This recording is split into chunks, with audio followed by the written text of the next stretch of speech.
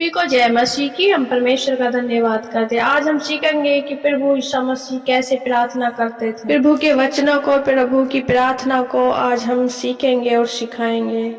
प्रार्थना में जाने से पहले कुछ विशेष वचनों पे ध्यान देंगे जो लिखा है याकूब अध्याय 1 और उसकी 17 आयत। क्योंकि हर एक अच्छा वरदान और हर एक उत्तम दान ऊपर ही से है और ज्योतियों के पिता की ओर से मिलता है, जिसमें न तो कोई परिवर्तन हो सकता है और न अदल बदल के कारण उस पर छाया पड़ती है।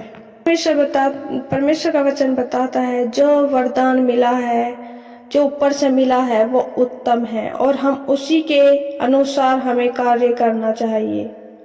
उसमें कोई भी अदल बदल ना करें। एक वचन पढ़ेंगे तिमोथियो अध्याय 2 और उसकी 5 आयत। क्योंकि परमेश्वर एक ही है और परमेश्वर मनुष्यों के बीच में भी एक ही बिचवई है, अर्थात मसीह यीशु जो मनुष्य है। आइए हम जानेंगे कि परमेश्वर प्रभु यीशु मसीह ने प्रार्थना करनी सिखाई और उनके चेले कह रहे थे कि प्रभु हमें भी तू प्रार्थना करनी सिखा। तब परमेश्वर ने इस प्रार्थना को सिखाया। मत्ती रचित अध्याय 6 और उसकी 9 आयत से लेके 15 आयत तक। अतः तुम इस रीति से प्रार्थना किया करो, हे हमारे पिता, तू जो स्वर्ग में है, तेरा नाम पवित्र माना जाए, तेरा राज्य आए, तेरी इच्छा जैसी स्वर्ग में पूरी होती है वैसे पृथ्वी पर भी हो। हमारी दिन भर की रोटी आज हमें दे और जिस प्रकार हमने अपने अपराधियों को क्षमा किया है वैसे ही तू भी हमारे अपराधों को क्षमा कर और हमें परीक्षा में ना ला परंतु बुराई से बचा, क्योंकि राज्य और पराक्रम और महिमा सदा तेरे ही हैं। मेरे प्रिय भाई बहनों, यहाँ परमेश्वर ने अपने चेलों को प्रार्थना सिखाई कि परमेश्वर ऐसी ही प्रार्थना किया करते थे जब यहाँ पृथ्वी पर थे मनुष्य के रूप में। और आगे 14 आयत पढ़ेंगे। इसलिए यदि तुम मनुष्य के अपराध क्षमा करोगे तो तुम्हारा स्वर्गीय पिता भी तुम्हें क्षमा करेगा। यदि तुम मनुष्य के अपराध क्षमा न करोगे तो तुम्हारा पिता भी तुम्हारे अपराध क्षमा न करेगा। यहाँ परमेश्वर का वचन कहता है यदि तुम मनुष्य के अपराधों को क्षमा करोगे तो तुम्हारे भी अपराध क्षमा किए जाएंगे। जो हमारा स्वर्गीय पिता है, जब हम मनुष्य के अपराधों को क्षमा करेंगे तो हमारा स्वर्गीय पिता भी हमारे अपराधों को क्षमा करेगा। और यदि तुम मनुष्य के अपराध क्षमा नहीं करते तो तुम्हारे भी अपराध क्षमा नहीं होंगे। यहाँ परमेश्वर का वचन साफ साफ कहता है यदि तुम मनुष्य के अपराधों को क्षमा नहीं करते हो तो तुम्हारे भी अपराध क्षमा नहीं किए जाएंगे। इसमें मेरे प्रिय भाई बहनों, जब हम परमेश्वर से कहते हैं कि प्रभु हमने अपने अपराधियों को क्षमा किया है तो भी हमारे अपराधों को क्षमा कर, तो हमारा परमेश्वर हमें क्षमा करता है, क्योंकि हमारा परमेश्वर क्षमा करने वाला परमेश्वर है। प्रार्थना करने के बाद आपको विश्वास करना होगा। यह हम एक वचन से जानते हैं, फिलिप्पियों की पुस्तक अध्याय 4 और उसकी 19 आयत। और मेरा परमेश्वर भी अपने उस धन के अनुसार जो महिमा सहित मसीह यीशु में है तुम्हारी हर एक घटी को पूरी करेगा। हाँ मेरे प्रिय भाई बहनों, जब आप विश्वास के साथ प्रार्थना करते हैं तो परमेश्वर का वचन ये कहता है परमेश्वर भी अपने उस धन के अनुसार जो महिमा सहित मसीह यीशु में है तुम्हारी हर एक घटी को पूरा करेगा। सच में मेरे प्रियजनों, जब परमेश्वर पे हम विश्वास करते हैं तो हमारा परमेश्वर हमारी हर एक कमी घटी को पूरा करता है। मेरे प्रिय भाई बहनों, जब हम प्रार्थना में कुछ ही मांगते तो हमें विश्वास करना है कि जो हमने मांगा वो पूरा हो गया, क्योंकि परमेश्वर का वचन कहता है मरकुस अध्याय 11 और उसकी 24 आयत। इसलिए मैं तुमसे कहता हूँ कि जो कुछ तुम प्रार्थना करके मांगो तो प्रीति कर लो कि तुम्हें मिल गया और तुम्हारे लिए हो जाएगा।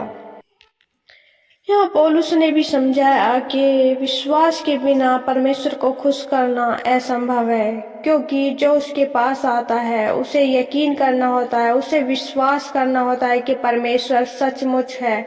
और जब परमेश्वर पर विश्वास करते हैं तो परमेश्वर उन्हें इनाम देता, उन्हें उनके मुंह मांगे वरदान देता है, और जो वे प्रार्थना में मांगते हैं उनके लिए हो जाता है। और इब्रानियों की पुस्तक 11 अध्याय उसकी 6 आयत, और विश्वास बिना उसे प्रसन्न करना होना है, क्योंकि परमेश्वर के पास आने वाले को विश्वास करना चाहिए कि वह है और अपने खोजने वालों को प्रतिफल देता है।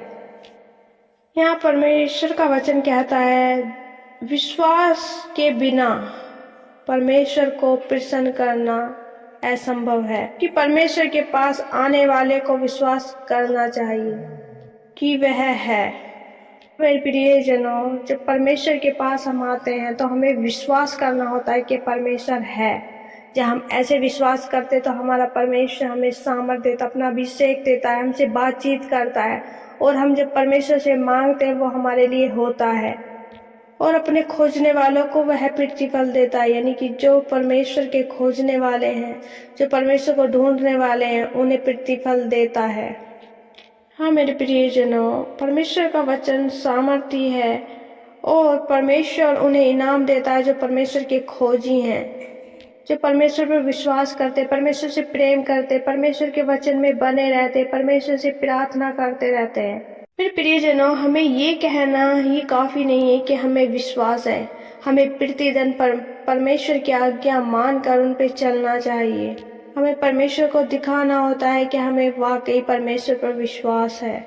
वह कैसे दिखा सकते हैं? आइए हम एक वचन पढ़ेंगे, याकूब की पत्री उसका 2 अध्याय और 26 आयत। निदान जैसे देह आत्मा बिना मरी हुई है, वैसे ही विश्वास भी कर्म बिना मरा हुआ है।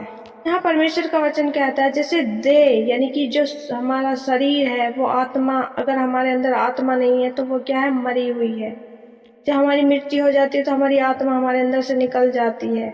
वैसे ही विश्वास भी कर्म बिना मरा हुआ है। अगर हम विश्वास करते परमेश्वर पर और कर्म नहीं करते तो हमारा विश्वास क्या है? मरा हुआ है। परमेश्वर को नहीं लगता, परमेश्वर नहीं जानेगा आपको कि आपको विश्वास है। हमें विश्वास कर्म के द्वारा करना है, हमें कर्म करने, हमें दीन बनना है, हमें दया करनी है लोगों को, हमें क्षमा करना है, जैसे हमारे परमेश्वर ने हमें क्षमा किया है।